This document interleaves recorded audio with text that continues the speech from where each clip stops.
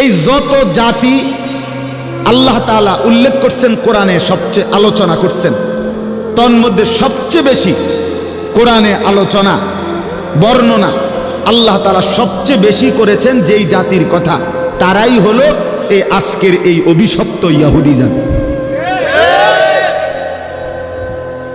এই মালউন, এই ঘৃণিত, এই অভিশপ্ত ইহুদি জাতির কথা কোরআনে সবচেয়ে বেশি আলোচনা,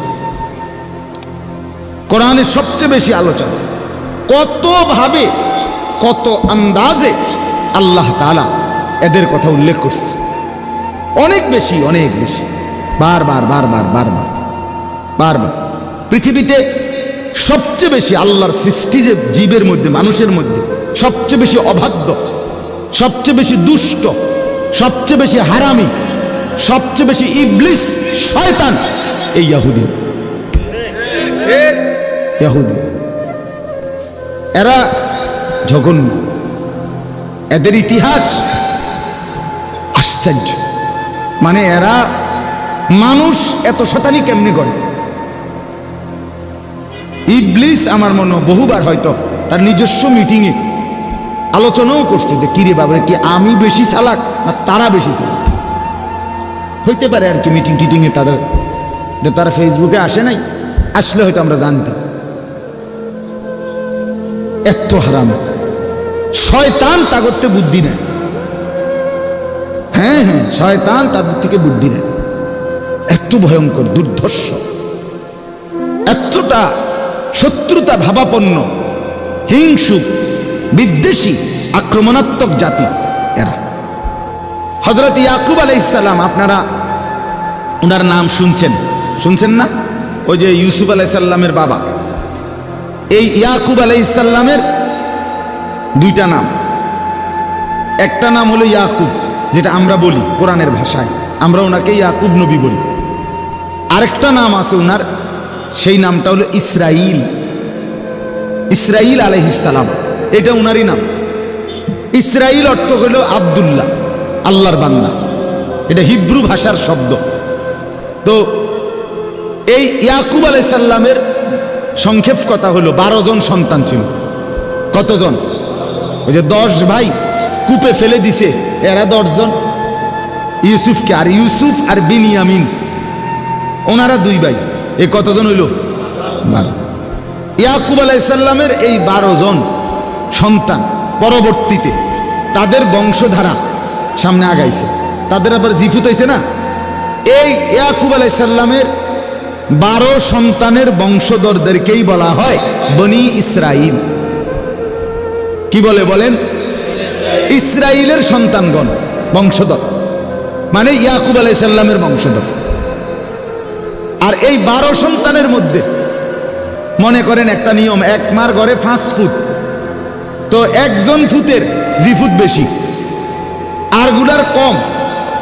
এরপরও আরো কমতে কমতে এক সময় এরারগুলো আর নাই, কিন্তু ও বেটারটা খুব আগাইছে, এমন হইতে পারে না? 12 সন্তানের মধ্যে ইয়াহুদা এই নামে একজন সন্তান ছিল। ইয়াহুদা তার নাম, বড় ভাই। এই যার পরামর্শে ইউসুফ আলাইহিস সালাম রে কূপে ফেলাইছে। উনি বলছিল যে ইউসুফকে তোমরা হত্যা করো না, কূপে ফেলাই দাও। তো কূপে ফেলাইছে। এই পরবর্তীতে বংশধর যখন বাড়তেছে, তখন এই ইয়াহুদা যে ভাইটা, তার বংশধরই বনি ইসরাইলের মধ্যে সবচেয়ে বেশি বাড়ছে। অন্যগুলো কমতে কমতে এক সময় একদম সামান্য চলে আসছে। ও তার বংশধর যেহেতু বেশি, পরবর্তীতে বনি ইসরাইলরাই ইহুদি হিসাবে নামকরণ হয়ে গেছে। কথা বুঝছেন কিনা বলেন? যেহেতু এই ভাইয়ের বংশধর বেশি ছিল, এগোর ভিতরে বাকিরা ঢুকে গেছে।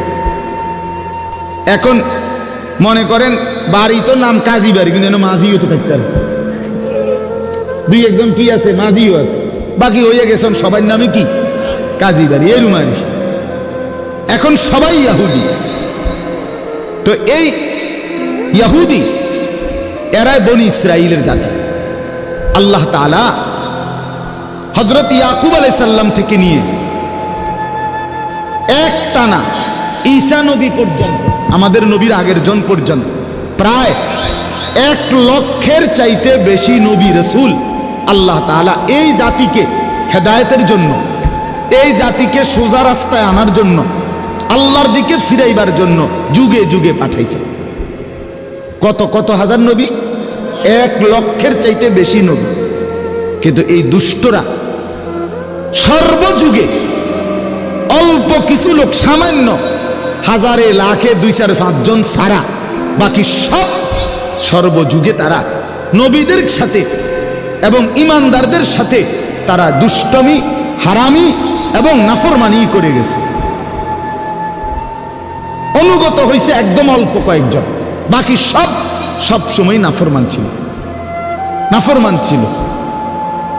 আপনার আজকে তো আপনারা ভয় পাচ্ছেন, দেখছেন ইসরায়েলের এই ইহুদিরা মুসলমান মারছে।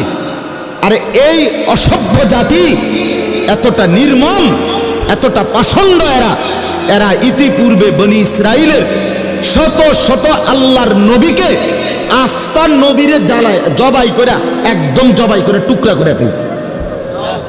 নবীকে বুঝেন নাই কথা? এরা সেই জাতি যারা খোদার নবীরে জবাই করে ফেলছে, একজন না, শত শত নবীকে। এতটা পাষণ্ড। তাইলে সবচেয়ে পৃথিবীর জাতি গোষ্ঠীর মধ্যে সবচেয়ে অবাধ্য, সবচেয়ে ঝামেলার, আপনি সারা রাত বলল শেষ হবেন তাদের বর্ণনা। এত ভয়ঙ্কর, এত ভয়। একটা গাবি কোরবানি দিতে কইছে মুসা নবী, এইটারে জিঙ্গাই তো গিয়া গাবি এটা কেরকম, ছোট না বড়, এটা বাইত ফাইলুন না জঙ্গলে ফাইলছে, এটা কি পুরা সাদা না বিত্তকুদ্দু দাগ হলে সারব, মানে এইভাবে কইতে কইতে বলতে বলতে এটার ভিতরে রগ রেশা বিএস সিএস আর এস খতিয়ান টোয়াইয়া এসে আর এটা ফাহে না করছে। মানে সোজা কথা, মুসা নবীর মতো শ্রেষ্ঠ নবী, 5 জন নবী সবচেয়ে শ্রেষ্ঠ, 5 জন নবীদের মধ্যে এই 5 জন নবীর মধ্যে শ্রেষ্ঠ নবী একজন মুসা আলাইহিস সালাম, একজন নূহ আলাইহিস সালাম, একজন ইব্রাহিম আলাইহিস সালাম, একজন ঈসা আলাইহিস সালাম, একজন মুহাম্মদুর রাসূলুল্লাহ সাল্লাল্লাহু আলাইহি ওয়াসাল্লাম। এই মুসা নবীর মতো নবী, ঈসা নবীর মতো নবী, এই দুজনই বনি ইসরাইলের নবী। মুসা নবী উলুল আজম নবী, যারে আপনার মালাকুল মউত পর্যন্ত ভয় পাইত, এমন নবীর নবী। এবারে এগরে চেষ্টা করছে ঠিক করতে, এরা ওনারে জ্বালাইয়া কইলা একের কইলা বানাইছে। আপনারা শুনছেন না ওই যে নবীজি যে মেরাজে যখন 50 ওয়াক্ত নামাজ নিয়ে আসছে, তাহলে 6ষ্ঠ আসমানে মুসা নবী তো ওনারে আবার ফাটাইছে ফিরাইয়া। শুনছেন না এটা কি লেগা? মুসা নবী অল্প দুঃখে ফাটাইছেন।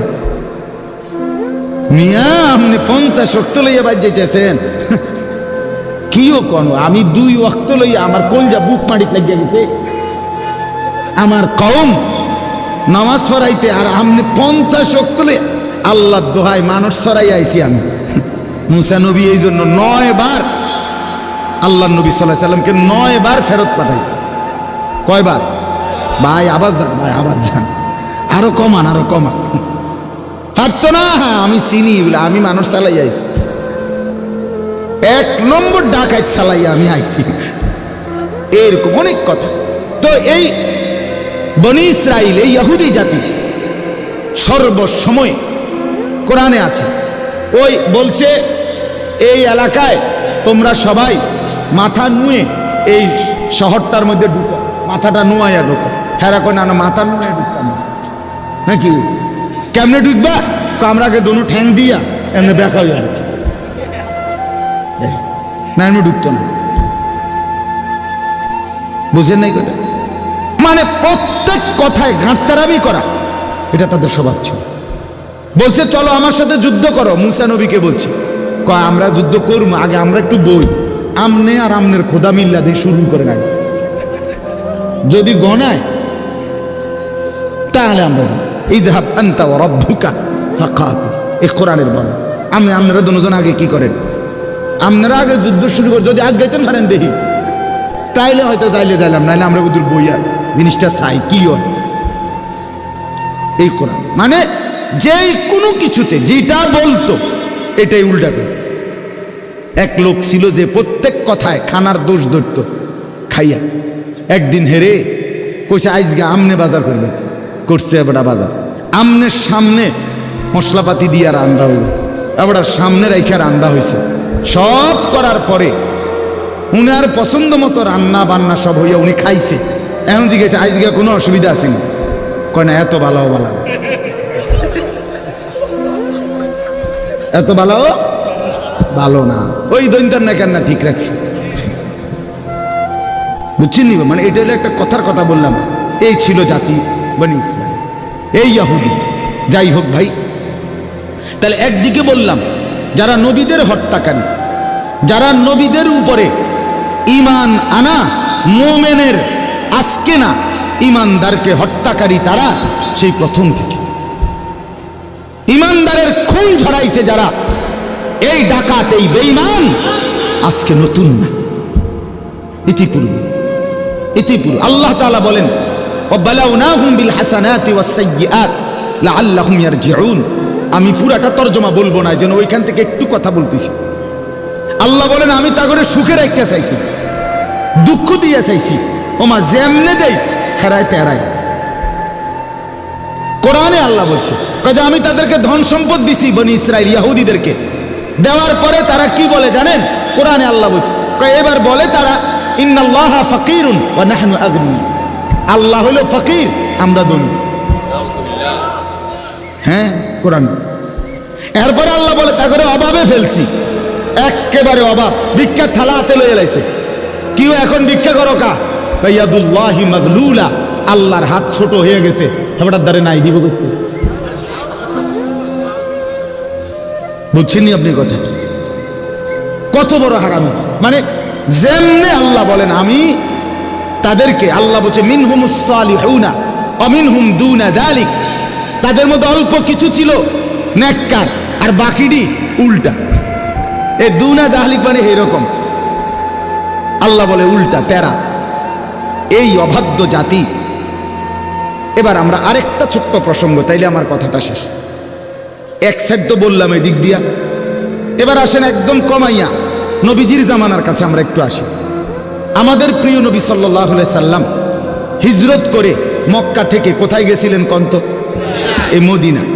মদিনায় নবীজি যখন ছিলেন মদিনায়, এই মদিনায় ইহুদিদের 3টা গোত্র ছিল, তাদের উল্লেখযোগ্য বড় বড়, বনু নাজির, বনু কাইনুকা, বনু কুরাইজা। নবীজি সাল্লাল্লাহু আলাইহি সাল্লাম, আমার ভাই এটা খুব দরকার, শুধু স্লোগান দিলে হবে না। আমার জন্য ফিলিস্তিন কেন দরকার?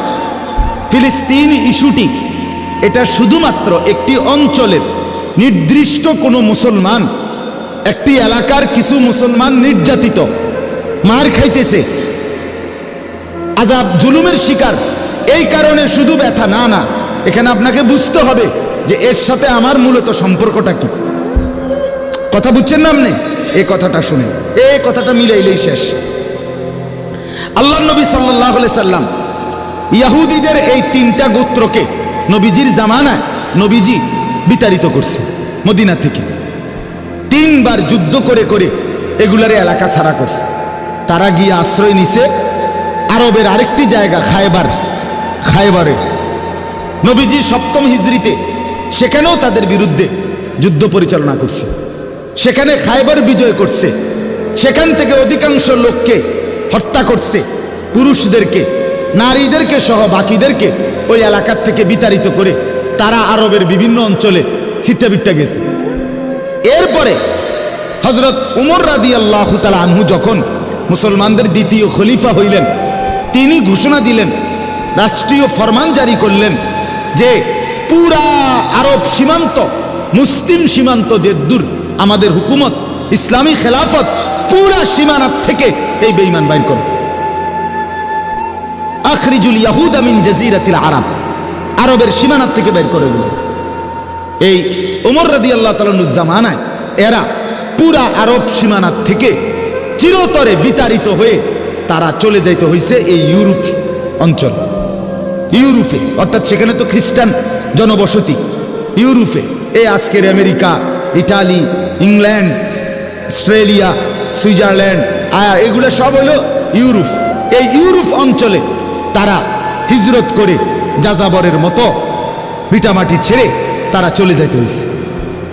এই চলে যাওয়ার পরে দীর্ঘদিন যাবৎ তারা এভাবে ছন্ন ছাড়ার মতো বিভিন্ন জায়গায় উদ্বাস্তুর মতোই পড়েছিল।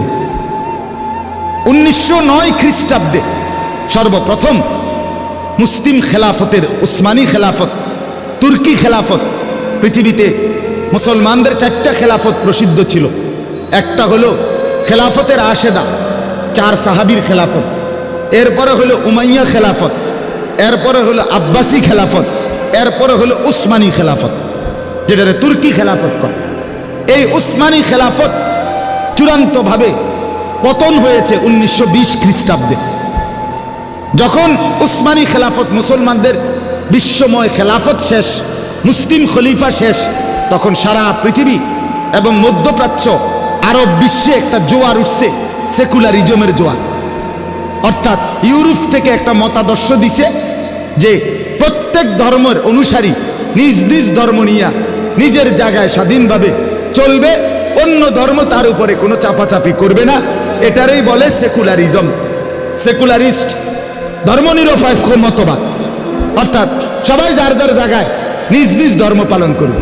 এই প্রথম এইটা যখন 1920 সালে, 9 সালের পর থেকেই উসমানী খেলাফত যখন শেষ হয়েছে, তখন মিশর, সিরিয়া, ইরাক, ফিলিস্তিন, এই অঞ্চলগুলোর যে শাসকরা তারা হয়েছে সেকুলার শাসক, যাদের মতবাদ ছিল ধর্মনিরপেক্ষ মতবাদ। অর্থাৎ যে কোনো ধর্মের অনুসারী আমাদের অঞ্চলে নিজ ধর্ম পালন করে থাকতে পারবে, কেউ কার উপরে জুলুম করা যাবে না, এই ছিল চিন্তা তাদের। এই সুযোগে এই সর্বপ্রথম তারা আপনার 1909 খ্রিস্টাব্দ থেকের পর থেকে তারা আপনার এই সেকুলার শাসকদের থেকে, ধর্মনিরপেক্ষ মতবাদের অনুসারী শাসকদের কাছ থেকে অনুমতি নিয়ে তারা বলছে, আমগরে এই বাইতুল মুকাদ্দাস জেরুজালেমের পাশে ফিলিস্তিনের অঞ্চলে আপনাদের বিশাল এলাকা পড়ে আছে, এমনি আমরা টাকা দিয়ে কিনবো, আমগরে কদ্দুর জায়গা বেচত কন, জনগণকে, ওই মালিকদেরকে বেচলে আমরা কদ্দুর ঘর দুয়ার উড়াইয়া, সনের ঘর, টিনের ঘর কইরা কোন রকম আমরা জীবনটা কাটাইতে পারবো। আমাদের তো বিশ্বের কোথাও কোনো জায়গা নাই, ঠিকানা নাই, আমগরে একটু আশ্রয় দিলে আমরা এই কোনাটা থাকবো কদ্দুর। তো এই সেকুলার শাসকরা বুঝে নাই, ওরা বলছে আচ্ছা ঠিক আছে থাকো, যেহেতু ধর্মনিরপেক্ষ মতবাদ, হেতে ধর্ম হিতে পালন করব। এই এক টানা 1909 থেকে 1947 পর্যন্ত কত বছর? কত? 38। আচ্ছা, এই 37 বছর, প্রায় 40 বছরের কাছাকাছি তারা এক টানা তখন সারা ইউরোপে যেখানে যেখানে তারা ছিল, কৌশল করে করে তাদের লোকেরা তাদেরকে আইনা এখানকার মুসলমানদের থেকে জমি কিনছে। কিনতে কিনতে এইটার লগে আরো 4 শতক, 10 শতক, 20 শতক, 50 শতক, 100 শতক হাউজিং কোম্পানির মতো, কথা বুঝেন নাই, কিনতে থাকছে। কিনতে কিনতে কিনতে কিনতে কিনতে প্রায় 40 বছর শুধু জমিয়ে কিনছে, এবং এই তাদের লোকদেরকে আইনা গদ্দুয়ার করাইয়া এরা গেছে। 1947 সনে পৃথিবীময় ব্রিটিশ উপনিবেশবাদ, পৃথিবীর বিভিন্ন দেশে ব্রিটিশ সহ ইউরোপিয়ানদের যে যেখানে আপনার শাসন করত অঞ্চল, এগুলো ছেড়ে দিছে। বিভিন্ন অঞ্চল, যেমন আমাদের এই হিন্দুস্তান, ভারতীয় উপমহাদেশে ব্রিটিশ চলে গেছে কত সালে? কথা বলেন না, 1947 সালে চলে গেছে, ছেড়ে দিছে আমাদের অঞ্চল। এরকম বিশ্বের যেখানে যেখানে ব্রিটিশ, ইংল্যান্ড এবং আশপাশরা দখল করে রাখছিল, এগুলো সব ছেড়ে দিছে, সব ওই অঞ্চলের মানুষের হাতে তুলে দিছে। এই তখন 1948 সালে সর্বপ্রথম এই দীর্ঘ 40 বছর যারা জমি কিনছে, গদ্দুয়ার কইরা মুসাফিরের মতো পড়ে আসিল, ভাব লইছে বেকুবের বাপ, কথা বুঝছেন কিনা? এই 48 সালে একদিন হঠাৎ তারা সংঘবদ্ধ হয়ে তারা ইহুদিরা ঘোষণা দিছে, এই যে দূর জায়গা কিনছি আমরা এখানে, এটা আমাদের দেশ। কথা বুঝছেন? এটা কি? আমরা দেশ। এই দেশের নাম ইসরাইল। ইসরাইল কার নাম এবার কন্ত? ইয়াকুব আলাইহিস সালামের নাম। ওহা, ভুলে গেছেন না? ইসরাইল কার নাম? এই তারা বলে যে আমরা তো ইসরাইলের বংশধর, ইয়াকুবের বংশধর, কাজে এই আমাদের এটা পিওর ইহুদি রাষ্ট্র। হায় হায়, কথা নাই, বার্তা নাই, আন্দোলন নাই, সংগ্রাম নাই, মিছিল নাই, মিটিং নাই, হ্যান্ডবিল নাই, পোস্টার নাই, মাইকিং নাই, কোনো কথাবার্তি নাই। তোমরা কইলা বলে এমনি থাকবে এনে, তোমরা এমনি অসহায়ের মতো। এখন বলতেছো এটা তোমাদের দেশ, এটা তো মুসলমানদের ভূমি। কথা বুঝছেন কি না বলেন না? এটা কাদের ভূমি কথা বলেন না? মুসলমানদের ভূমি। এটা সাহাবায়ে কেরামের বিজয় করা ভূমি। এই ফিলিস্তিনের এই জমিন, এই অঞ্চল পুরাটা বিজয় করার পিছনে রাসূলুল্লাহ সাল্লাল্লাহু আলাইহি সাল্লামের সাহাবীদের কলিজা ছেঁড়া অবদান আছে। আল্লাহর নবীর সাহাবী হযরত আবু উবায়দা, বেহেশতের সুসংবাদপ্রাপ্ত 10 জন সাহাবীর মধ্যে একজন আবু উবায়দা ইবনুল জাররাহ, উনার ইন্তেকাল হয়েছে এই ফিলিস্তিনে। উনি ইন্তেকাল করছেন মহামারীতে, প্লেগ মহামারীতে শহীদ হয়েছেন এই ফিলিস্তিনে। হযরত আমর ইবনুল আস, হযরত শুরাহবিল ইবনে হাসানা, হযরত ইয়াজিদ ইবনে আবু সুফিয়ান, ওই মুআবিয়া রাদিয়াল্লাহু তাআলার ছেলে ইয়াজিদ না, মানে আরেকজন সাহাবী আছে ইয়াজিদ ইবনে আবু সুফিয়ান, উনি মুআবিয়া ইবনে আবি সুফিয়ান রাদিয়াল্লাহু তাআলা আনহুম, ওনারা সব ফিলিস্তিন যোদ্ধা। ফিলিস্তিনের আজাদির জন্য ওনারা টানা যুদ্ধ করতে করতে হযরত আবু উবায়দার নেতৃত্বে ফিলিস্তিন যখন বিজয় হয়েছে, তখন মদিনা থেকে সরাসরি উটের পিঠে চড়ে আমাদের আমিরুল মুমিনিন খলিফাতুল মুসলিমিন হযরত ওমর এই ফিলিস্তিন গিয়ে মসজিদে আকসা বাইতুল মুকাদ্দাস এলাকায় গিয়ে নিজে ফিলিস্তিন ভূমির চূড়ান্ত কাগজ, বিজয়ের কাগজে সই দিয়েছে। তাহলে এটা তোদের আইলো কোথা থেকে? এত মুসলমানদের বিজয় করা জমি, এত মুসলমানের ভূমি, সাহাবায়ে কেরামের রক্ত ছাড়া ভূমি। তুমি কইতেছো এটা তোমার দেশ আইলো কোথা থেকে? এ সেই থেকে আমার ভাই 1948 সাল থেকে আজকের এই 2023 পর্যন্ত আজকে 75 বছর। কত বছর আপনি গুনে দেখেন? 75 বছর ধরে ফিলিস্তিনের মুসলমান তাদের প্রাণের দাবি যে না, আমরা এই অঞ্চল ছাড়ব না। এ তো সাহাবীদের জমিন, এ তো মুসলমানের জমিন, এ তো ইসলামী ভূমি, এটা তো তোমাদের দেশ, তোমরা অধিকার রাখো না। সেই থেকে যুদ্ধ করছে, নিজেদের খুন দিতেছে, নিজেদের রক্ত ঝরাচ্ছে, কিন্তু বিনিময়ে দাবির থেকে এখনো ছাড়ছে না। যে সোজা কথা যে ইসরায়েলের এই অংশটা তোমরা যারা দখল করেছ, এটা তোমাদের দেশ হইতে পারে না, এটা তোমাদের রাষ্ট্র হইতে পারে না, এটা তোমাদের আলাদা ভূখণ্ড হইতে পারে না। তোমরা মুসলমানের অধীনে প্রজা হিসাবে, জিম্মি হিসাবে তোমরা থাকতে পারো, কিন্তু আলাদা স্বাধীন হিসাবে মাতবরি করতে এখানে পারো না। কথা বুঝছেন কি না বলেন? এই হলো দাবি। আচ্ছা, এখন এই শেষ কথা হলো আমাদের সম্পৃক্ততা কি? এটার সাথে আমাদের সম্পৃক্ততা কি? আমাদের সম্পৃক্ততা হইল এই ইহুদিদের ধর্ম গুরু যারা, এই কথাটা খেয়াল করেন, ইহুদিদের যারা ধর্মগুরু, পাদ্রী, রব্বি বলে তারা, রব্বি, আমরা যেরকম হুজুর কই, তারা হেগো হুজুর করে রব্বি কয়।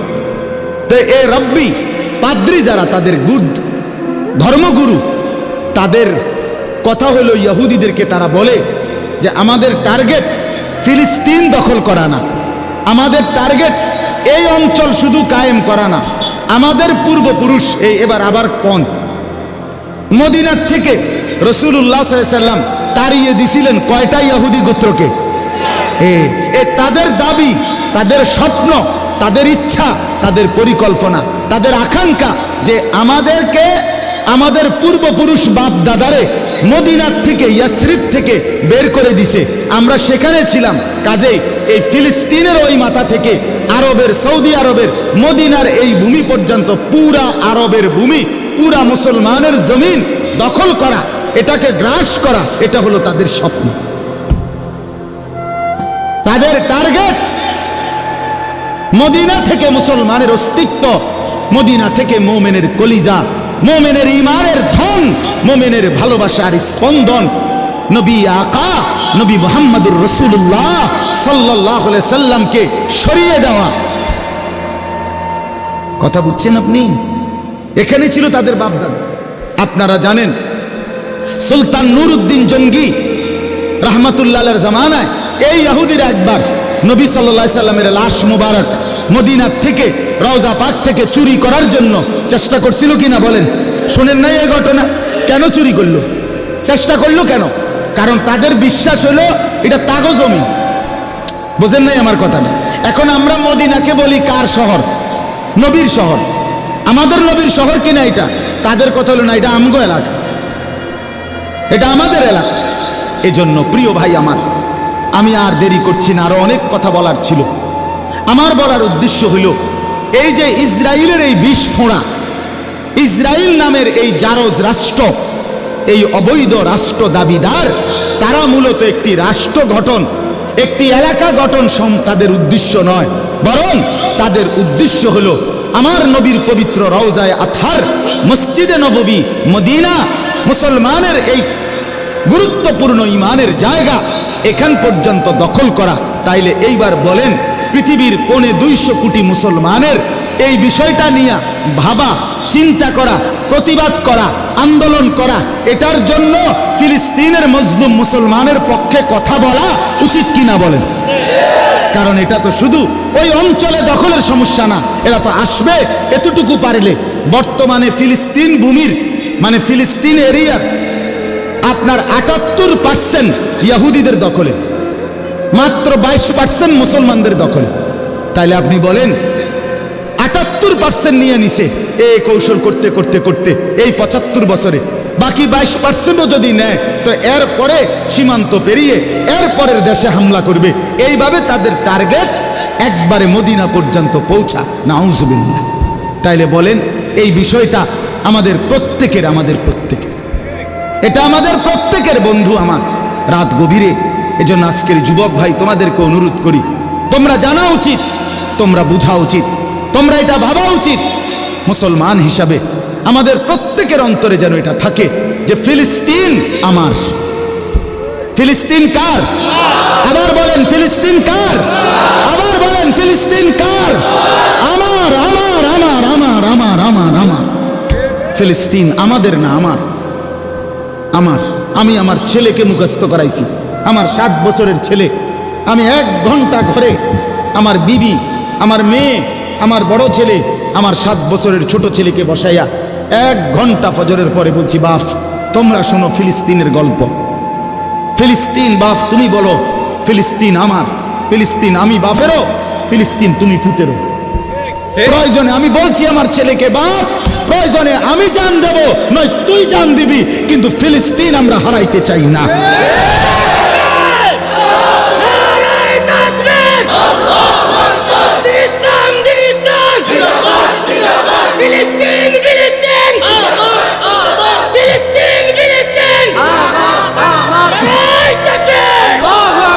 অতএব বন্ধু আমার, জওয়ান ভাই, ফিলিস্তিন তোমার।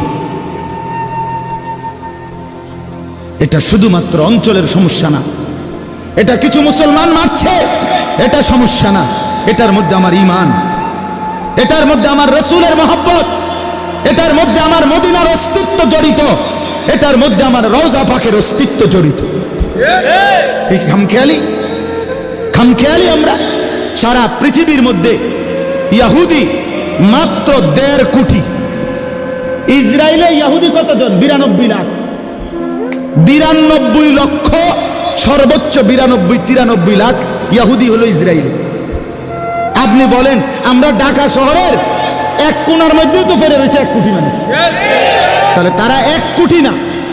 কথা বোঝেন নাই? ইসরায়েলে ইহুদি কি 1 কোটি না? 1 কোটি না। আর সারা পৃথিবীতে মুসলমান কত কোটি? 250 কোটি।